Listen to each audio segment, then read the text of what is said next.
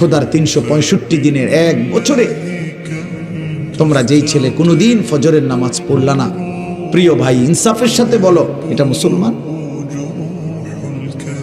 মুসলমানের বাচ্চা তো নিকৃষ্ট হয়।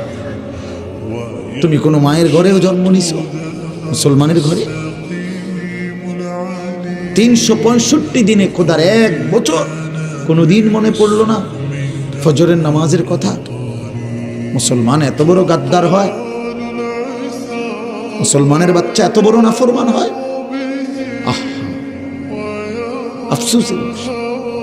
ওই মা যে 2 বছর দুধ পান করাইলেন এই জন্যই, মা যে 9টা মাস পেটে ধারণ করলেন এই জন্যই, এক মা তার সন্তানকে বুকে ধরায়া দুধ পান করাইছে 2 বছর, এই আশায় যে 16 বছর বয়সে আমার ছেলেটা দিন রাত উলঙ্গ ছবি দেখবে, নারী আর ছবি আর মাতালের মতো জিন্দেগি কাটাবে।